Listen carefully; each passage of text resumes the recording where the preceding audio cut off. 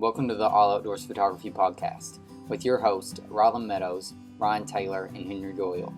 In today's episode, we talk about photography during the pandemic. Hello, and welcome back to the All Outdoors Photography Podcast, where we discuss all things outdoor and nature photography related. Welcome back to the show.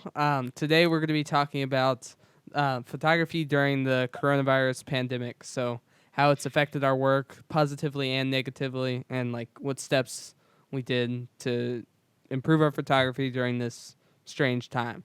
And just so you guys know, Rylan is not here this week. He is on a beach in Florida or South Carolina taking some amazing images right now. So make sure you check out his Instagram for that.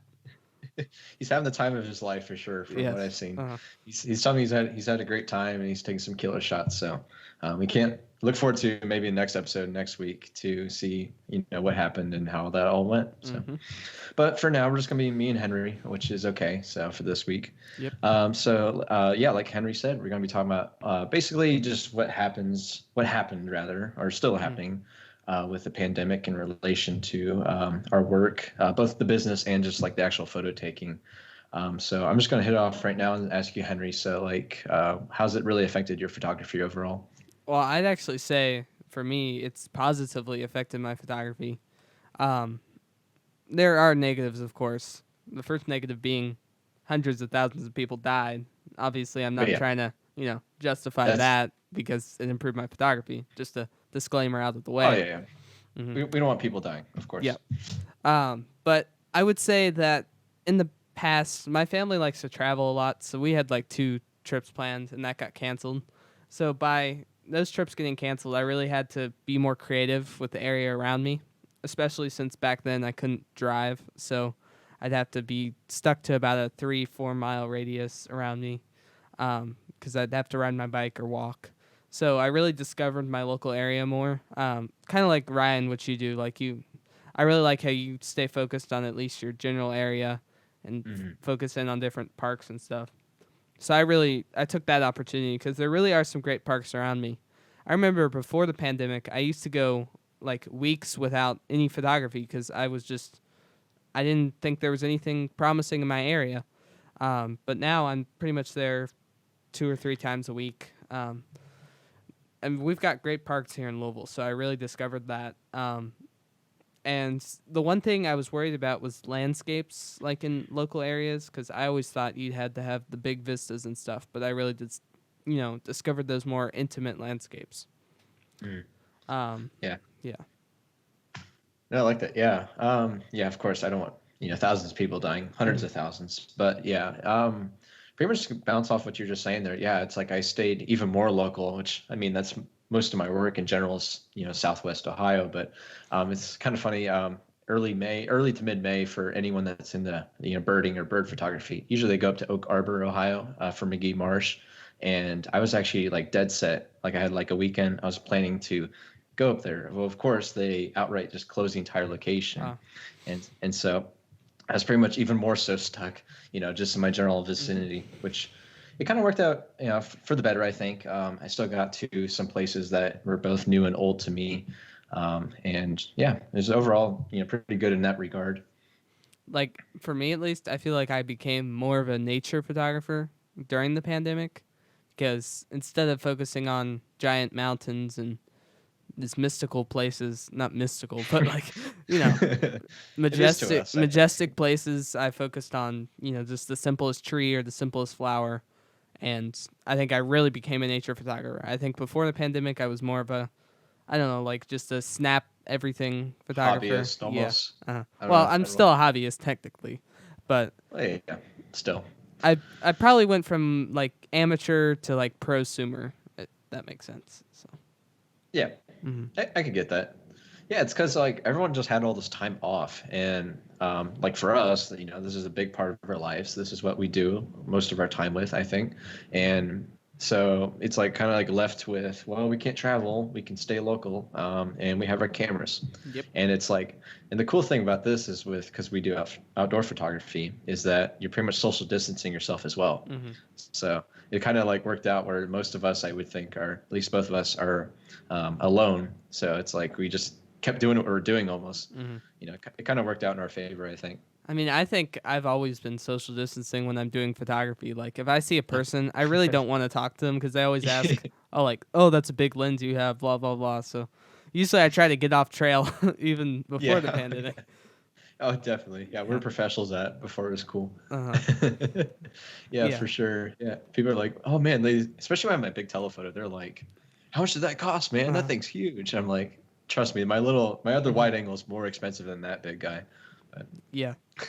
it's pretty funny. The day I know for at least the state of Ohio, when the governor announced the stay-at-home order, that was mid-March now. Gosh, it's Mhm. going by fast. And I was Still at a not local over, place. sadly. Yeah, well, I don't know. I was about ready to say we're through the worst of it, but I don't want to eat my Not words. really. Yeah. Yeah, I don't want to eat my words. But anyways, so the night they announced the stay-at-home order in mid-March, I was out. I was actually out photo taking and hiking at a local place called Glen Helen. It's a pretty popular Mm. spot, and there were so many people. It was like I was doing John Bryan, Clifton Gorge, and then Glen Helen. It's all the three places are separate, but they're combined, if that makes sense. Mhm. So I was hiking through all of them, but it was just they're busy places as is, but that day in particular, because that was when the pandemic thing started, so Yeah. people were kind of like, but it was like it felt like I was in a mall.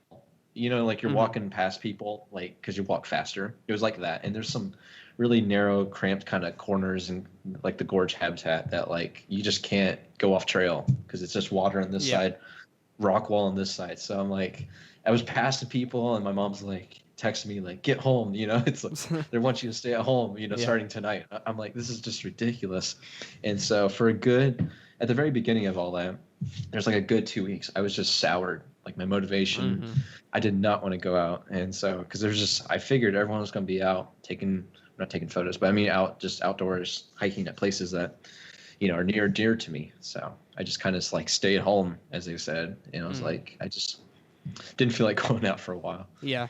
That was me for like a month, pretty much during the beginning Oh, of the really? pandemic. Like, it was so weird for me, at least. Like, the last day before the stay-at-home order in Kentucky started, I had like a play, so I was with like 50 plus people on stage in close quarters, and then the next day it's like everything's done. Like, don't see anyone for months. uh, that's freaky. Hmm.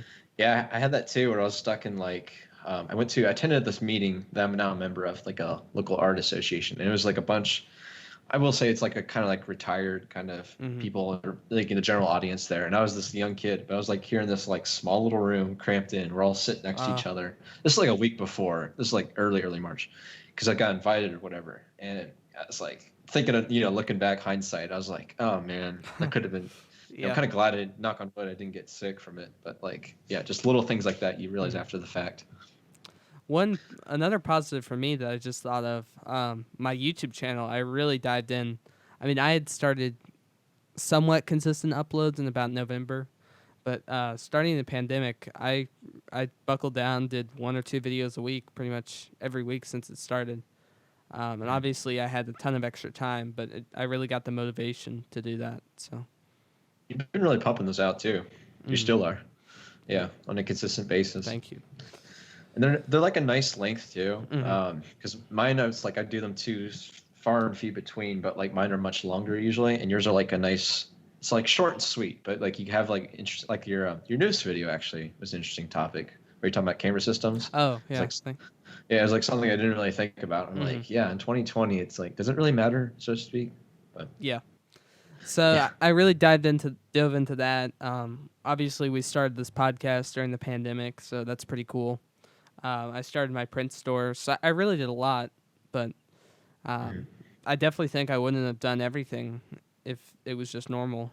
I probably would have started the print store and stuff, but I don't know if I'd be continuing YouTube without it. So, It's like your whole schedule flip flopped. I mean, mhm. everyone's did, of course, and that's just photography or anything in their lives.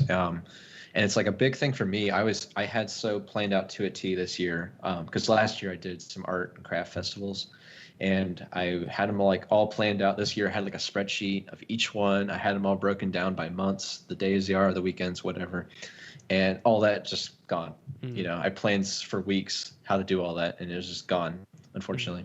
Yeah, I feel bad for those photographers that may not have the like landscape photographers and stuff that may not have the biggest following, and they really rely on those workshops. Like I feel so bad for them. Oh yeah. I'm afraid some of them are even like the big YouTubers are struggling a bit. Like I don't know how they're surviving right now. It's pretty bad. Yeah, I've seen a few. I'm not gonna name names, but yeah, they're just making videos early on, and they're like, how to survive the whole thing. And I know for me in my area of Ohio, they had like an artist mini grant that I fortunately won. But it's just to help support out. Yeah, the arts. Oh, thank you. It was a nice little like pick me up, throughout all this whole thing. But yeah, the festivals was one thing I was like planned on doing, and then just none of it's happening pretty much. They even the ones that stuck out and they're like, we're still doing it this year. They're like, nope, can't. Yep. It's pretty much it's like almost the law. You just can't do it this year. I mean, so that's unfortunate. I learned pretty quickly at the beginning of the pandemic, even if something hasn't been canceled yet, it will be canceled. That's just something you have to accept.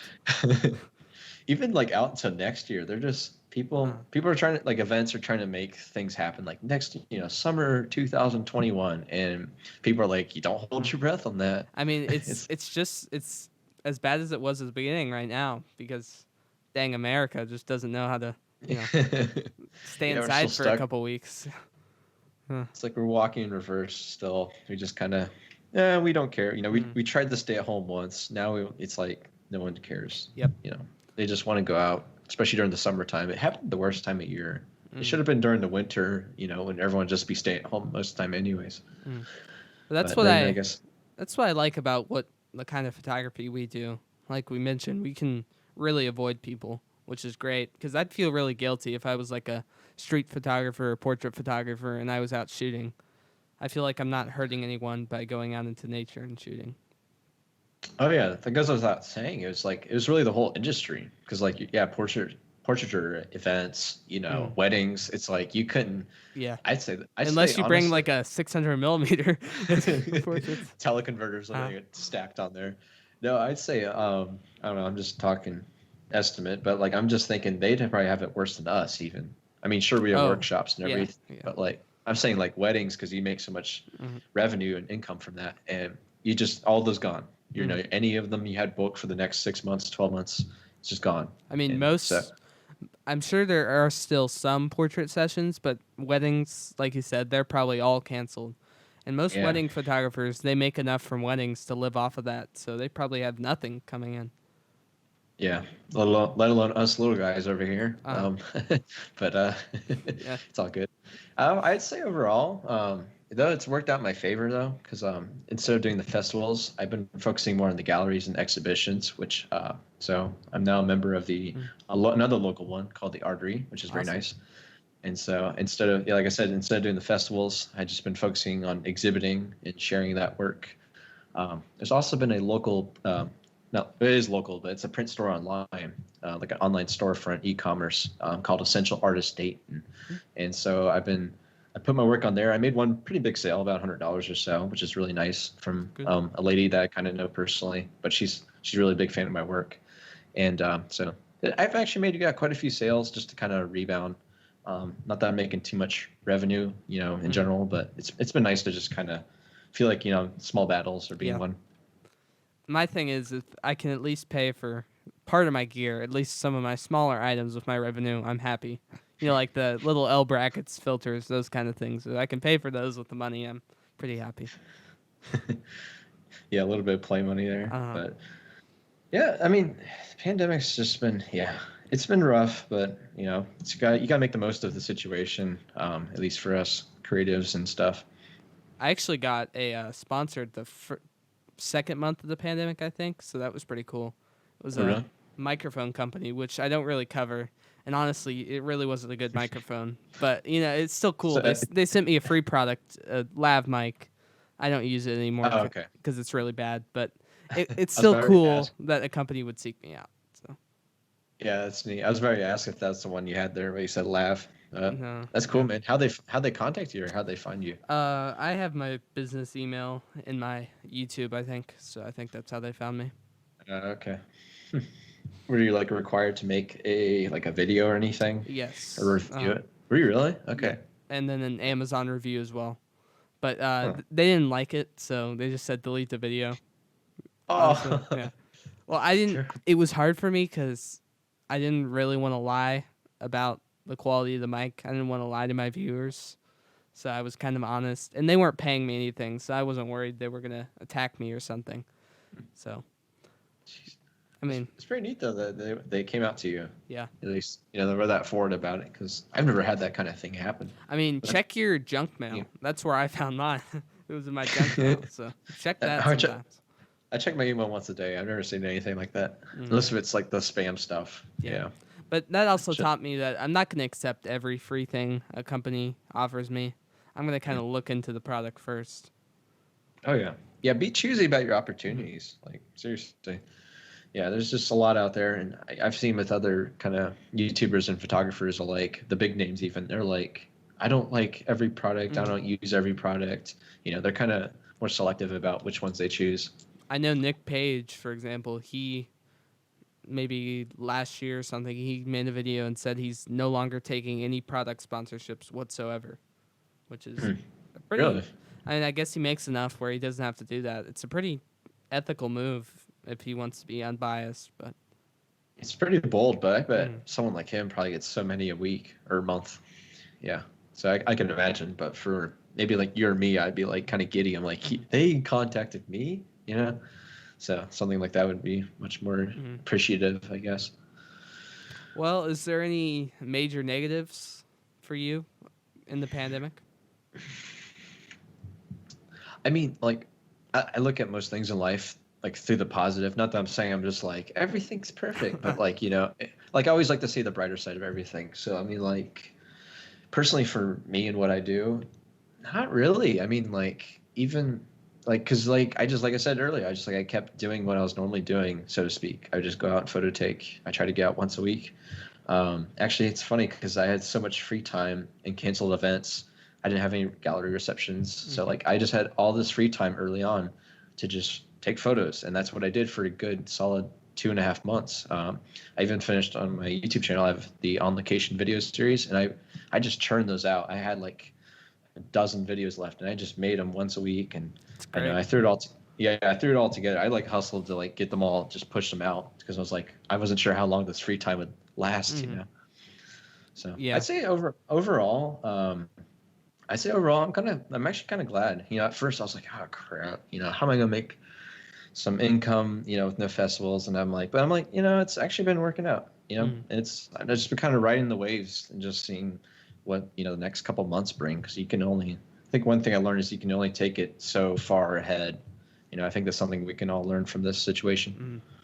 Another positive, I'm sure you feel the same way. I feel like it built up a good base of reserve Instagram worthy photos for posting, because I'm sure in the next couple months when school starts up and I'm really busy, I'll need some extra photos from the summer to post just on a random day. Yeah, that's fair.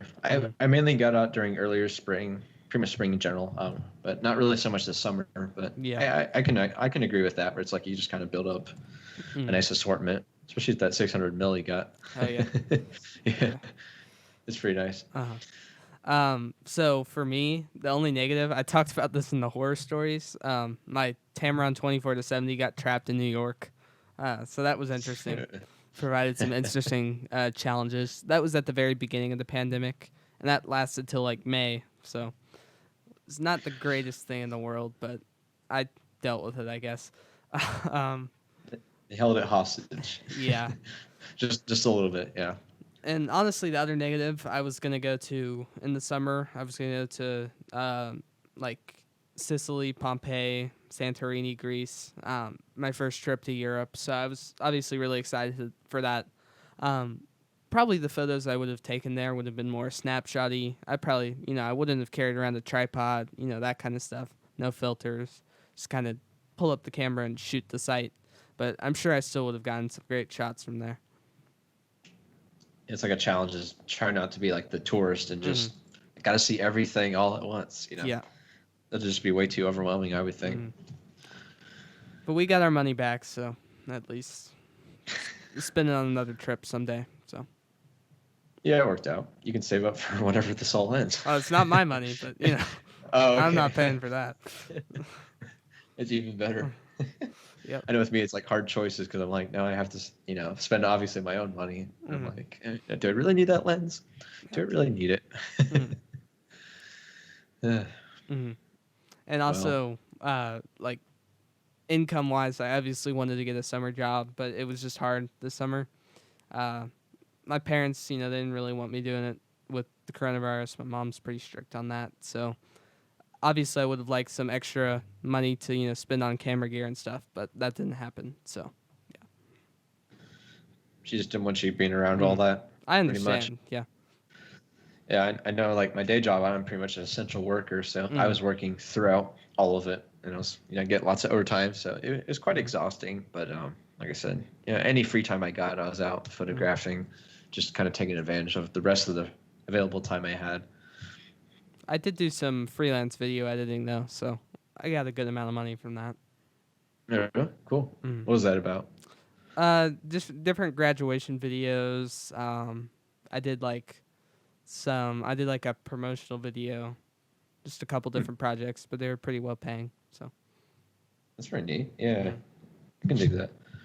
I didn't much in the way of that during the pandemic started. Yeah, it's hard to like it just made a lot of people go out of business or just have to like struggle. And I feel like a Mhm. lot of photographers had to like find their way and to find something different revenue streams to really, maximize on. Mhm. I think It's like, YouTube especially has really exploded for photographers. I mean, it was already big before the pandemic. yeah, that's one thing I noticed about like people on YouTube channels is that because you can make videos on your own, like most of, I would think us, outdoor photographers would do. So it's like we just kind of kept making our things and promoting them. And so when people stay at home, they can watch the videos instead. So I feel like it kind of worked out in that case as well. Hmm. But you could tell at the beginning of the pandemic that a lot of photographers were really, really struggling for content. Like, I remember like Thomas Heaton for like a whole month, he was making macro videos in his like kitchen. Remember that. I mean, Yeah. it's crazy. It's like these landscape photographers, they focus their entire career pretty much on traveling, and then that just goes away. One example in particular I know is Brendan Vanson.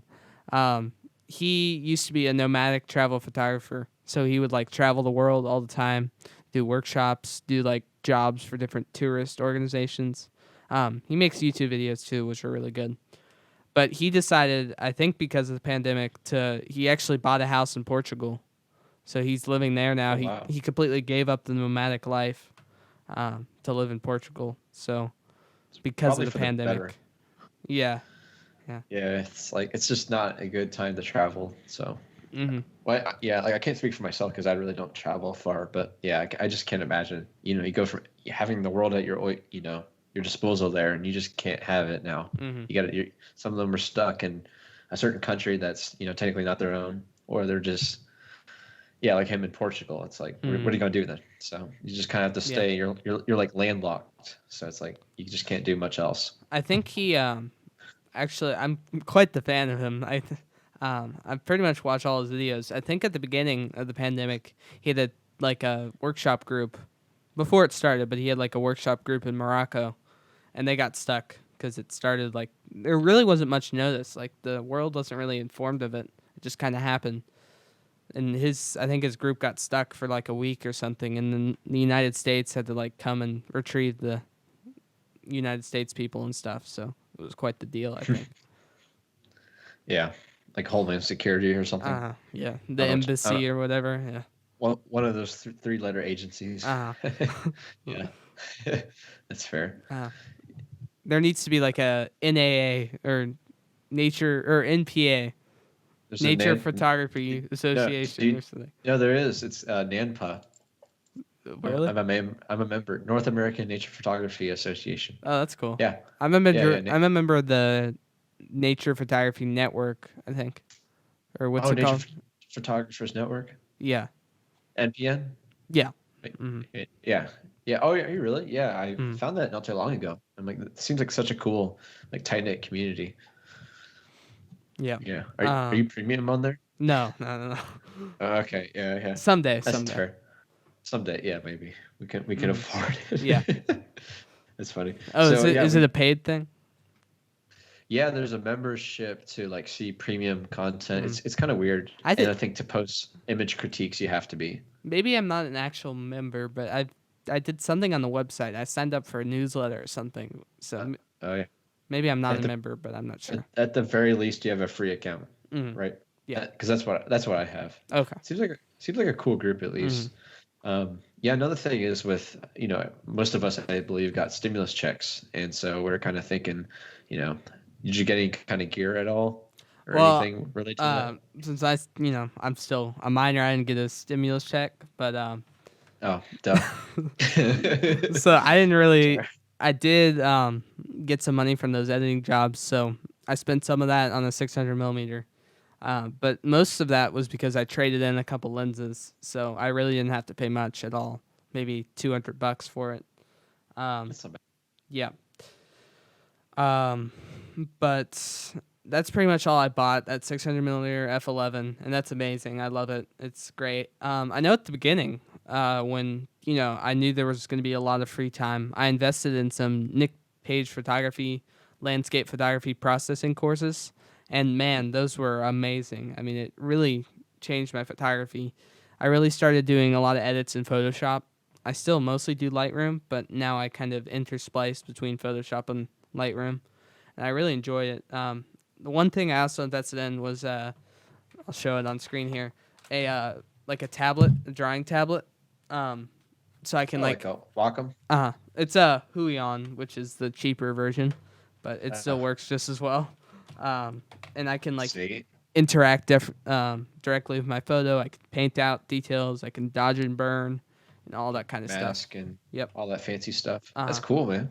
Yeah, I didn't even know he had post-processing courses. Oh yeah, Is it like on Creative Live or is it like It- hosted on his website? it's on his website. And I think Oh, he okay. at the beginning of the pandemic, he might still be doing it now, but he had a 50% off deal, so that was really generous of him. It's very neat. That's something I need to consider. I need to get educated on post-processing some more. I'd really like sometime to buy the F4 road trip. Yeah. That'd be great. I had a thought for a second. I'm like, man, because those teaser trailers, like Uh-huh. all the videos of just the comedic value, and they're Yeah. like, it's funny, it's educational, and I'm Mhm. like, and I love like all those four dudes, and I'm like, Yeah. I was thinking about it, Especially, I love all four of them, really. Like, all four of those guys Me are too. amazing. The four of them just Uh-huh. in that group, perfect diverse mix. Yeah. It's hilarious. Anyone that hasn't seen it, yeah, check it out. Yeah, Uh-huh. I think there's a website. Yeah, and we're not sponsored, though. I wish we were because they're so cool. I wish I could be that cool. Like I've said in the past, I've talked to Nick Page before, so There you I go. think he knows who I am, so that's cool. That's pretty rad. Uh, He knows of you. Maybe we'll get him on the show. Sometimes he likes to get like a little bit political on his Instagram, and that's mostly the ones I comment on, and I agree with him on most Oh, things. really? So I think that's why he likes me. So Here's the storm. It symbolizes, yeah. yeah. I can almost see it now. Oh my. He's got, yeah. You got to be dramatic with the captions though. Uh-huh. So that's pretty neat. Yeah, I know it's my stimulus check because I actually got one because I'm like of age. It was only like $2,000, which in adult money that's not much. It goes Yeah. like quick. Mhm. It goes quick. But I really did not spend it on anything photography related. It was just I think I paid off a credit card. That's cool. That had quite a bit on it, and then I'm like the rest of it was just play money for typical life stuff like food and stuff. So I really didn't get any much gear during the pandemic that I can really think of. Nothing too crazy or special. But yeah, like I said, just mainly out photo taking early on, and then recording videos, doing galleries. So it's worked out. Did you learn any like new? So are there any kind of new editing techniques or in-camera tricks that you've learned during the pandemic? Not really. I mean, like, the thing is, I'm really bad about like classes and learning. I mean, like, I watch some YouTube videos that kind of have that, but then again, I much more watch videos are like on the storytelling aspect, and like, so they're not really so much educational. I don't know, because like most of my experience is self-taught, overall. So it's just like I more so just went out, tried different techniques, maybe. Nothing really too much in particular I could discuss, but Just kind of did more of the same. I just kind of did more of it, I think, overall, if that makes sense. You know, Yeah. and I had a lot more free time to like do some hiking, even just hiking without the camera necessarily. I mean, it's kind of off topic here, but yeah, I did some like big kind of backpacking trails that kind of got me more familiar with some of the local nature parks around my area, which is pretty neat. And of You course, know, just even if you're not, doing photography, scouting is very helpful. Yeah. that's a big part of what I do, especially lately, because it's like anytime I do go out, which is kind of nowadays I'm much more busy than I was a few months ago. It's kind of more few and far between, and the few times I go out now, it's like it feels like I'm only pre-scouting, honestly, because I'm like it's good light, but I'm just like I like to kind of just take it all in almost and just um, be like quick phone snapshot and be like this is a future composition, and I'm kind of like slowing down. I think overall, I'm not taking Yeah. as many photos, which sounds kind of weird, but like I kind of like it in a way. It gives me less to edit too, so I'm just kind of focusing more on the experience of like you said, pre-scouting and just seeing what's really out there. See, for me at least, I feel like I've gotten enough summer photos right now. Well, besides like the bird photography stuff with the new lens, obviously I want to use that. But for landscapes at least, I feel like right now I have all the summer shots I need. So I'm really just looking out for fall locations and kind of trying to imagine what it'll look like Yeah, with fall color and all that stuff. yeah. That's I feel like throughout summer, that's always on my mind. Uh-huh. I'm always looking because everything's green foliage, Hmm. and you just especially like woodland and forest. So I'm like, man, that spot right there. If I'm like framing it with my eyes like this, I'm like that could look so cool in a few months. And there's actually one spot in particular I'm going to go. It's a new spot. I was actually out cycling. I wasn't even out photography like a month or two ago, and it's down south of me. It's called Fort Ancient. It's like a Native American like national natural landmark. And so I like found this kind of side trail because I saw this nature preserve like trail and had like mileage on it. It was just like right off from the bikeway I was at. And I kind of like went by it, and then on my way back to like where I started cycling, I just like stopped, and I kind of was like thought about it. I'm like, you know what? Let's check it out. So I kind of like climbed up this hill, and it was like the tallest hill I've ever seen. And it kind of just kept going with all these switchbacks and going up. And I'm like, this is the tallest hill ever. I get to the top, and it was like this little like stone kind of. It's weird. It's like a stone backdrop. It really didn't feel like I was in Ohio anymore.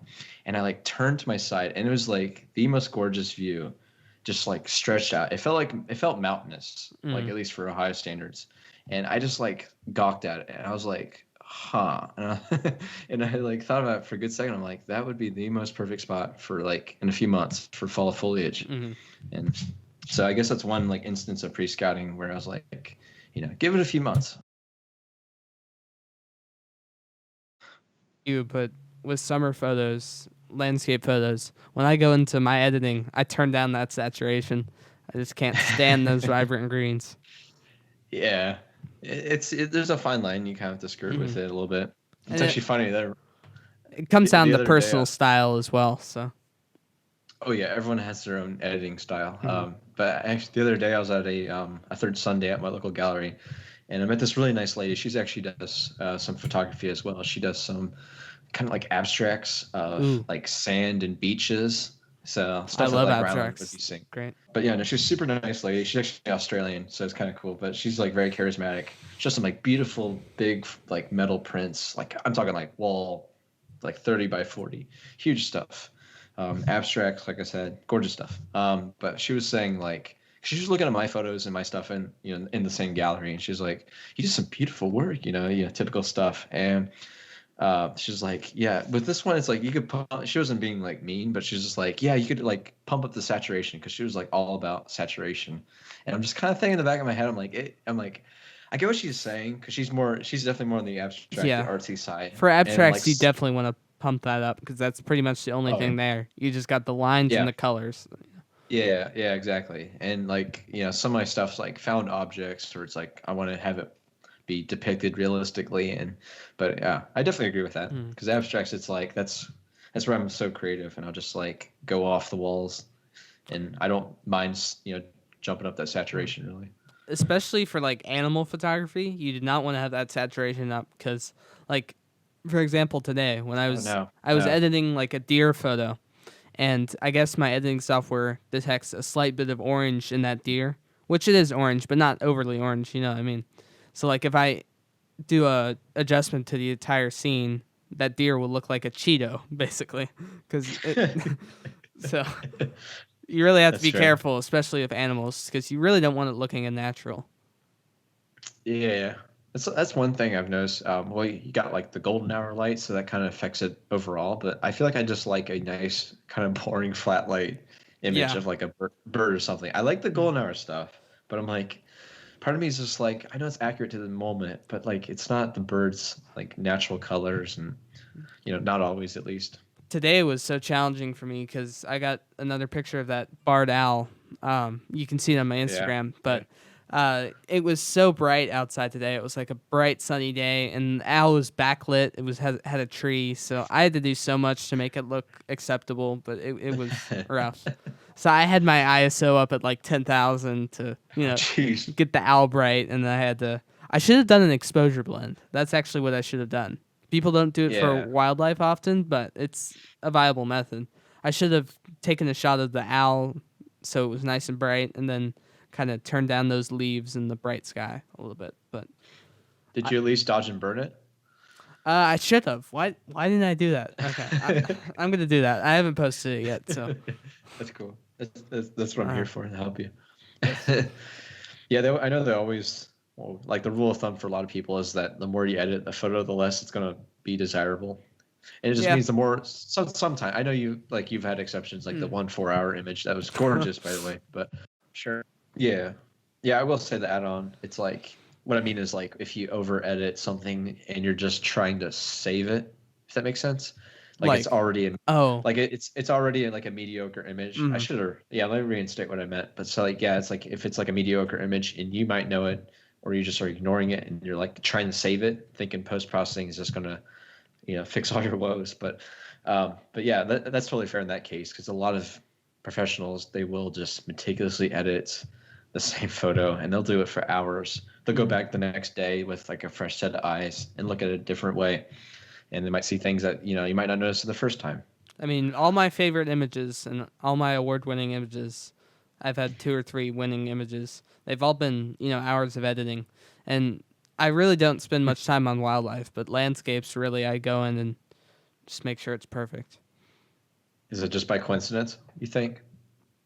No, I think it's because I put You the th- time in. You think people notice at least? They don't, but uh, It's the things they don't see under the hood, right? but it's funny. The first award-winning image, which was best color print at Kentucky State Fair, I was pretty much a beginner, and I did know about long exposures. So it's a waterfall image like this. It's like a square crop, beautiful curved waterfall. It's still my favorite waterfall image I've ever taken. It was taken 2 summers ago. I just had my little Canon M50, no tripod, no filters. It was a bright day. I stopped down the f/22, ISO 100, and I had to put it down basically in the creek. I put it on a rock that was high enough out What? to get the shot. And it sucks because I lug this tripod around, and I can never get a better waterfall shot than this waterfall. You haven't been able to replicate the magic. And I was dumb enough to delete the edit. I remember I did spend a lot of time on the edit, but looking back on it now, it's on my wall over here. You can't see it, but I wish I still had the raw file. That I would love Oh man. playing with that again. Yeah, I think same here, but it's just my whole library of earliest images. I just do not have the raw files. Same. Mainly because Yeah. even if I did shoot them in raw, it's like I probably just like, who cares? Just delete. Or I just accidentally lost them in one of my 2 big like accidentally deleted moments. Nowadays I don't delete any of my photos. Like I keep them all in there. I have enough space, and sometimes I just go back and edit gems. Like I found one from New York. I found a really good image from New York. I went last October, and I just edited that image like this week. I even found some from June 2019. So if you look back in your raw files and you save them, you can get some good ones. So Yeah, it's like one of those things. You just look back I know mine spans back to 4 years now, and I'm still finding new stuff every now and then because I'll just take a rainy day, and I'll just like dig through and kind of just look over the old work. Sometimes I will delete ones that are clearly Yeah. like out of focus or just way underexposed or overexposed. And But when you're doing like wildlife with like the multiple shots, you hold down that shutter. oh Definitely yeah, delete some of those because that's just trash sometimes, you know. I think that's why I like landscapes just a tad bit more. Is that because I feel much more thoughtful of how much I press that shutter. With wildlife, I come home with 600 shots of the same species in flight, and I'm like, I'm going to delete 400 of these easily. I It's feel all like it I takes more deserve. time. I feel like I deserve. Like I feel more proud of myself with landscape images. I don't know. I just feel like I am more intentional with that. Like it's Yeah, me wildlife too. is very reactionary. Yep. Landscape is very thoughtful. Yeah, I found that in my experience too. I've been finding lately, maybe it's just like a coincidence, but like I've been seeing a lot of YouTube videos from photographers or just posts on the internet. It seems like lately the norm is everyone's like saying don't delete your images, like your raw files, don't delete them. I've been seeing that like Mm-hmm. I don't know if you have, but like in the Oh past yeah. like couple yeah, in the past couple of weeks, it seems like everyone's just saying that now. It's like don't delete your raw files, keep them, edit. You can save so many images. It's like it's kind of just becoming this like trend almost Well, to look br- back in your old work. well, bringing it back to the pandemic. I mean, if this goes on longer and you start running out of photo spots, it's nice to go back and edit some images and have content. Yeah, I mean, and I like know yeah, you can if you have an interesting image, you can, get an Instagram post out of that and you can get maybe an entire YouTube video, going into the composition, editing, that kind of stuff. So, one good oh, image can create a lot of content for you. yeah. If you're looking the con or Hmm. yeah, if you're looking at the market on social or something, yeah, you could do like you said so much from it. You could do yeah, you can make a video about YouTube video about you editing it, and then you could post about that process on your I don't know Instagram or your blog, and then you can make a quick tweet. Hey, I just edited this image. Check it out here, and like there's just so many ways to like proliferate your Hmm. work in that way, and like especially with everyone having all this free time as we did or still do for some of us, it's like why not look through your old images? Hmm. One thing I really envy about you is your printing. I want to get into that soon. Like Yeah, I really feel like that will complete my photography the for me. the trifecta. Uh huh. You shoot, you edit, you print. It really is. I know for me, it's like the final kind of like, because you see your work online or you're editing on the computer. That's cool. Sure, it looks beautiful. But then like, even if you don't know anything about printing, and I really don't know as much as I should. But just even home printing on this cheap photo printer, it's like just seeing it unroll or come out the bottom, whatever glossy paper or some kind of nice paper. And I'm just like, you get to hold it, something about that tangible Hmm. feel, and you're seeing it, and it's like it feels. I don't know. I'm getting philosophical here, but it feels like it's like the photo comes to life. It's like it's here, it's real, it's in the world, it's tangible. Because like on a phone screen, you just like scroll, it's on your Yep. profile, sure, And but like, they look 10 times better when you print them, oh, yeah, at yeah. least. It's one of those things like at festivals or galleries. For me, it's like people like to see your work and they like to Hmm. see it in person. They like to just see how you mat and frame it. It's like everything kind of works in that cohesive manner where it's Hmm. like they like to see the presentation and just simply see it in Hmm. person. Even You though just even though I don't have a printer, I made an effort to decorate my room with my prints and a couple other people's too. Like I have an Ansel Adams on my wall, and yeah, it's so inspiring just to look at your own work and remember the experience behind that, and then also see other photographers' work. And yeah. I hope to hang up one of your prints soon. I'm going to be hopefully getting out to your gallery this weekend. So, Oh, sure, man. Yeah, uh, yeah. Tons of great stuff out there. Appreciate it. Yeah, it's like it just immortalizes it. I know. It's yeah. kind of like that. Yeah, it's forever there. I mean, within reason. Like, yeah. And I did find that Squarespace, they have a student deal, 50% off. So I might be doing that soon.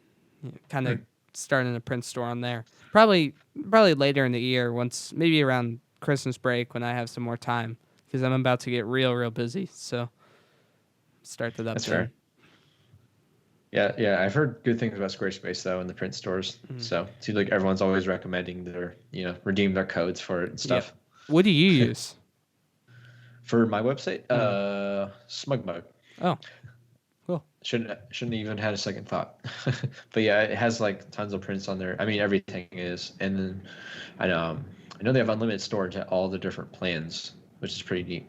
So, and you can upload videos too, I believe, which is pretty neat. And then do your prints you sell on the website, do you print those or does SmugMug print them? You can choose from, I believe, 4 print labs. Oh, So no, it's print on demand cool. essentially, and like so people can purchase on there, and it kind of makes me removed from the process, so to speak. I mean, besides me uploading all the images, whatever, obviously. But yeah, they buy one, it gets printed, it gets shipped to them. I'm just kind of like there to oversee. Like I can proof the print, like I can adjust crop for people, but like other than that, it's the rest of the process is all in SmugMug and them. Yeah, honestly, I might consider going with SmugMug instead because I don't know if even if I have a printer by then, I don't. It's kind of expensive to do that, and if you're not Yeah. if you're not producing for clients on a large scale, I don't know if it'd be good to do that every time. So I like how you can outsource it. That's what I'm doing now with my pick fair store. But obviously, I can just sell prints. I can't. Like I want to, do some writing and showcase my work, and I also want to have a portrait section for clients eventually and stuff. Oh, So yeah. Yeah, that's kind of how my website's set up right now, and you can Mm. do all that, and it's pretty seamless, and the plans are pretty affordable. Sounds like I'm sponsoring them, but I'm really not. I just really like them. someday. Yeah, maybe. I've been with them for like 3 years now, and I really can't complain. Customer service is probably one of the best I've ever seen. I know it sounds like I do, like I'm sponsoring them, but I'm just saying it. Yeah, like maybe I should review them for a video because they've been good to me, and I've been good to them. But I've enjoyed the design of the website and everything. It's been good. It's Yeah. a good ride with them so far. Can't complain too much. Mm. So have you had any announcements lately or any new updates?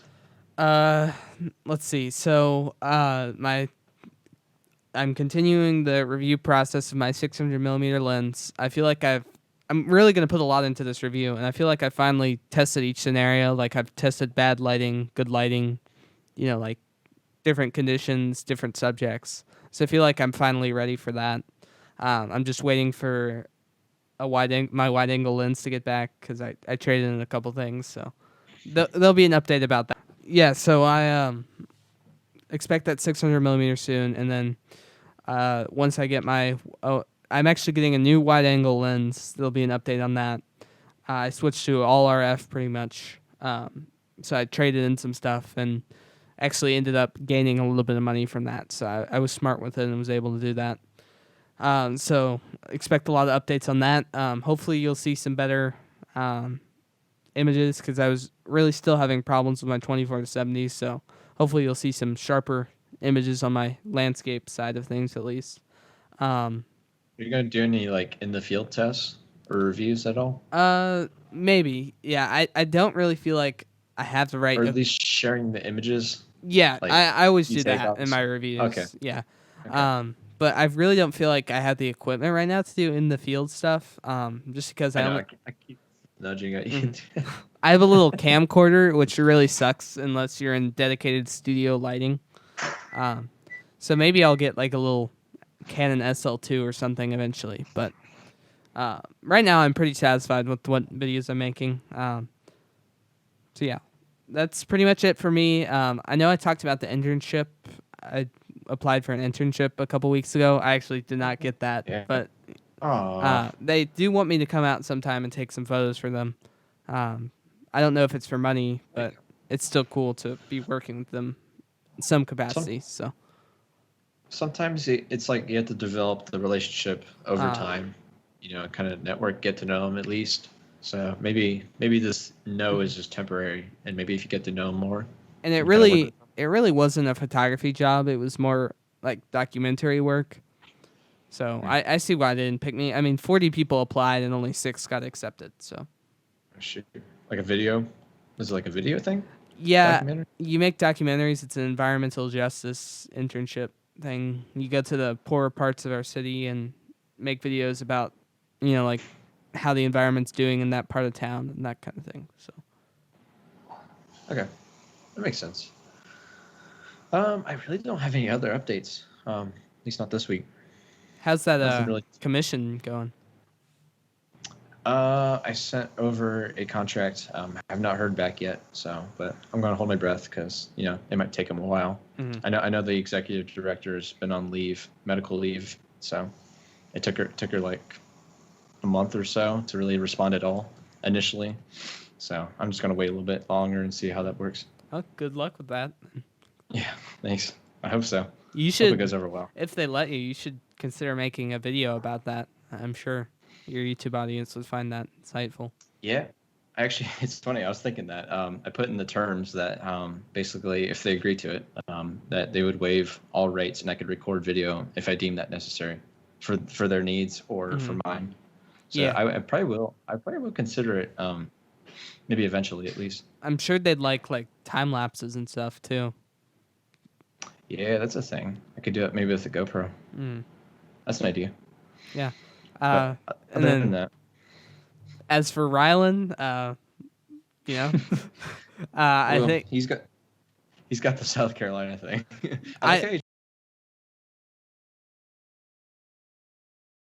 Yeah, some like really like moody, stormy, dramatic looking stuff.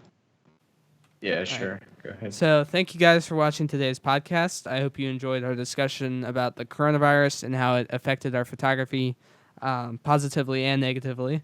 All right, that's going to wrap up another episode here of the All Outdoors Photography Podcast. We're available on Spotify, Google Podcasts, Stitcher, Pocket Casts, Radio Public, and the video version on YouTube as well. I hope you enjoyed the show, and we look forward to seeing you in the next one.